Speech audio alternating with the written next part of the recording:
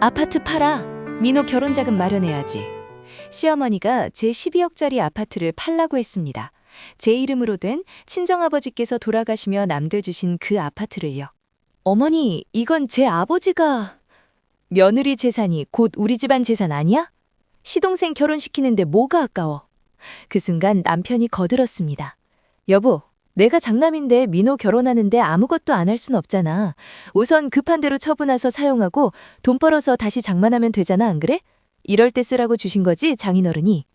20년 결혼 생활. 저는 그날 깨달았습니다. 이 사람들한테 저는 사람이 아니라 재산 목록 중 하나였다는 걸요. 이야기는 1년 전으로 거슬러 올라갑니다. 2023년 3월, 아버지가 돌아가셨어요. 아버지는 평생 작은 철물점을 운영하셨습니다. 경기도 평택에서요. 경희야, 아버지 많이 아프시다. 어머니한테서 전화가 온 게 새벽 4시였어요. 저는 급히 병원으로 달려갔습니다. 아버지는 중환자실에 계셨어요. 폐암말기였습니다. 아빠! 경희야, 왔니? 아버지는 산소호흡기를 쓰고 계셨어요. 아빠, 괜찮으시죠? 곧 나으실 거예요. 아니야, 아빠는 알아. 이제 얼마 안 남았어. 아빠, 그런 말씀 하지 마세요. 아버지가 제 손을 잡으셨어요. 힘없는 손이었지만 따뜻했습니다. 경희야, 아빠가 미안하다. 왜요? 무슨... 너한테 해준 게 없어서. 결혼할 때도 변변한 혼수 못 해줬잖니. 아빠, 그게 무슨 말씀이세요? 제 눈에서 눈물이 흘렀어요. 아버지는 평생 저를 위해 사셨습니다. 대학 등록금도 다 대주셨고 아플 때마다 병원비도 다 내주셨어요. 통장이 하나 있어. 어머니가 알고 계셔. 통장이요? 아빠가 평생 모은 돈이야. 너 주려고 모은 거야. 아빠, 시집 가서 고생하는 거 아빠가 다 알아. 명절 때마다 힘들어하는 거 다 봤어. 아버지 목소리가 떨렸습니다. 그 돈으로 편하게 살아. 알았지? 네, 아빠. 저는 아버지 손을 꼭 잡고 울었어요. 그리고 일주일 후 아버지는 돌아가셨습니다. 장례식장에서 어머니가 제게 봉투를 건네셨어요. 경희야, 이거 아버지가 너 주라고 하셨어. 이게 뭐예요? 통장이야. 그리고 서류도 있어. 집에 와서 열어봤습니다. 통장에는 1억 2천만 원이 있었어요. 그리고 서류에는 아파트 등기부 등본이 있었습니다. 서울에 있는 32평 아파트, 시세 12억. 제 명의로 되어 있었어요. 순간 눈물이 쏟아졌습니다. 아버지가 언제 이걸 준비하신 거죠? 다음 날 어머니한테 전화했어요. 엄마, 이 아파트가 뭐예요? 아버지가 10년 전에 사신 거야. 10년 전이요? 응, 그때 아파트 가격이 쌌을 때 대출받아서 사셨어. 대출이요? 응, 5억 대출받아서 7억에 사신 거야. 그리고 10년 동안 갚으셨어. 어머니 목소리가 떨렸습니다. 아버지가 얼마나 고생하셨는지 몰라. 철물점 일도 하시고 밤에는 대리운전도 하셨어. 그랬어요? 너 시집가서 고생하는 거 보시고 마음이 안 좋으셨나 봐. 너한테 뭔가 남겨주고 싶으셨대. 저는 전화기를 들고 한참을 울었습니다. 아버지가 10년 동안 이렇게 고생하신 줄 몰랐어요. 대리운전까지 하시면서 대출금을 갚으신 거였어요. 그 아파트는 단순한 재산이 아니었습니다. 아버지의 10년 노동이었고 딸을 향한 사랑이었어요. 남편한테 말했습니다. 여보, 아버지가 아파트를 남겨주셨어. 아파트? 어디? 서울에 32평이야. 제 명의로. 진짜? 얼마짜리야? 12억 정도 된대. 남편 표정이 환해졌어요. 와, 장인어른이 대단하시네. 그럼 우리 그거 팔아서 더 큰 집으로 이사 갈까? 아니, 그냥 두려고. 왜? 12억이면 엄청난 돈인데? 이건 아버지가 10년 동안 고생해서 모은 거야. 함부로 못 써. 남편은 아쉬운 표정을 지었지만 더 이상 말하지 않았습니다. 그때까지만 해도 저는 몰랐습니다. 이 아파트가 제 인생을 바꿀 줄은요. 아버지 돌아가시고 한 달쯤 지났을 때였어요. 시어머니한테서 전화가 왔습니다. 경희야, 이번 주말에 집에 와라. 네, 어머니. 주말에 시댁에 갔어요. 거실에는 시어머니, 시아버지, 그리고 시동생 민호까지 다 모여 있었습니다. 앉아라. 시어머니가 말씀하셨어요. 분위기가 심상치 않았습니다. 경희야, 장인어른 돌아가셔서 많이 슬펐지? 네. 근데 아파트를 물려받았다며? 순간 숨이 막혔어요. 남편이 말한 거였습니다. 네, 아버지가 12억짜리라며? 네. 시어머니가 차를 한 모금 마셨어요. 경희야, 그 아파트 팔아라. 네? 팔아서 돈을 우리 집안에 보태야지. 어머니, 그게 무슨... 너도 이제 우리 집 며느리잖아. 며느리 재산이 곧 집안 재산이야. 저는 당황했습니다. 어머니, 이건 제 아버지가... 네 아버지가 준 거 맞아. 근데 넌 이제 우리 집 사람이잖아. 시아버지도 거들었어요. 경희야, 어머니 말씀이 맞아. 시집온 며느리 재산은 집안 재산이지. 근데 왜 갑자기... 민호 결혼 준비해야 해. 시동생 민호가 결혼을 앞두고 있었어요. 민호 결혼 자금이 필요하거든. 신혼집도 마련해줘야 하고.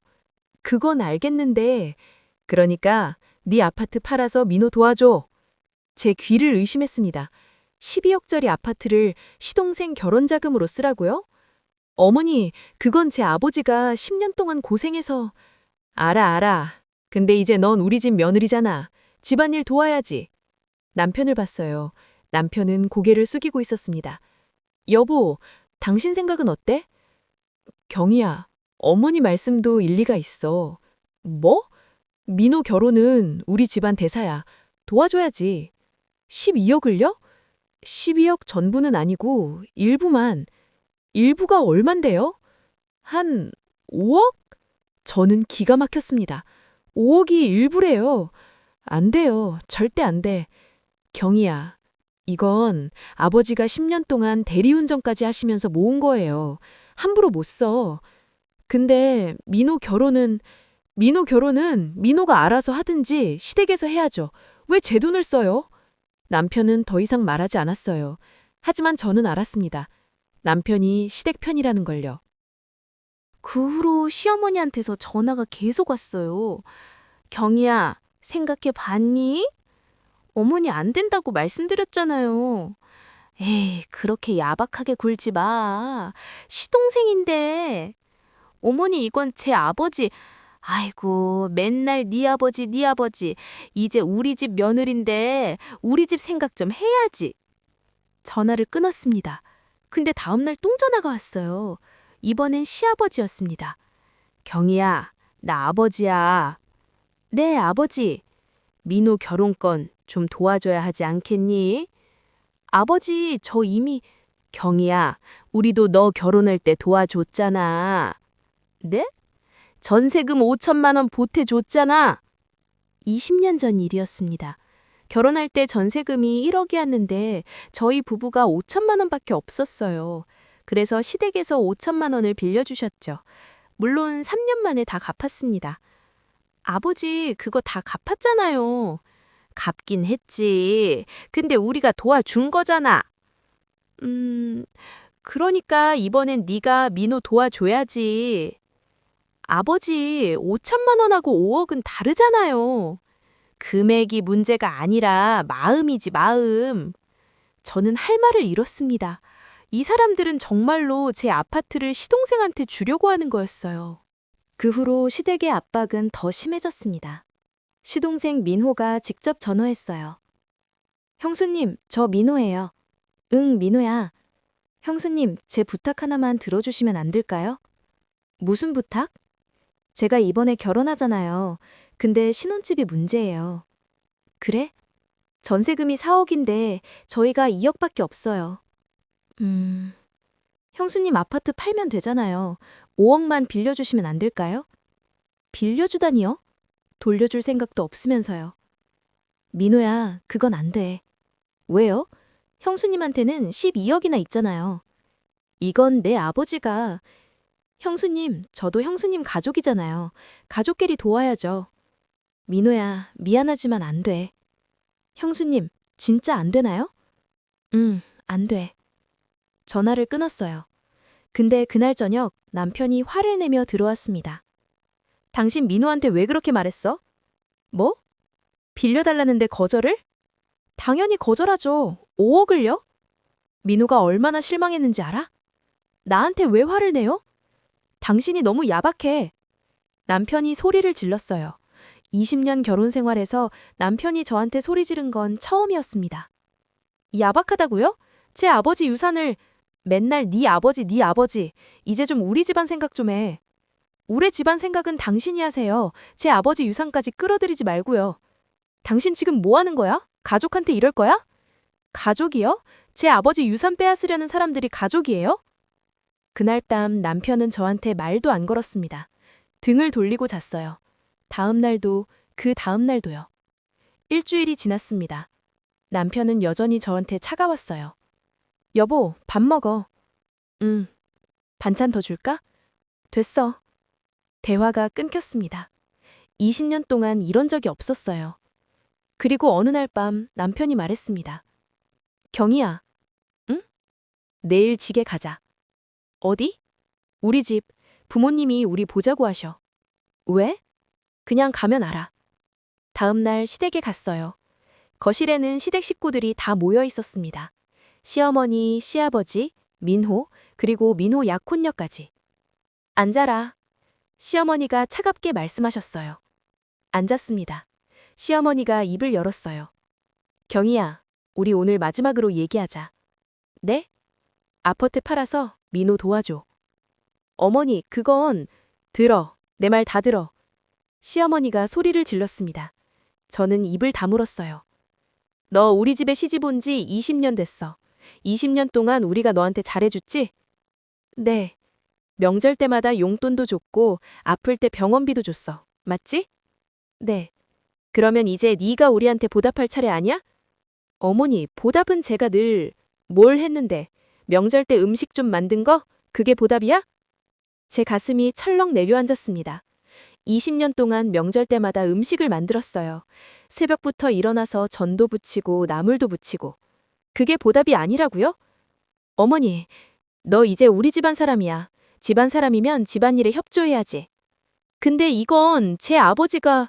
네 아버지 유산 맞아. 근데 넌 우리 집 며느리잖아. 며느리 재산은 집안 재산이야. 시아버지도 거들었어요.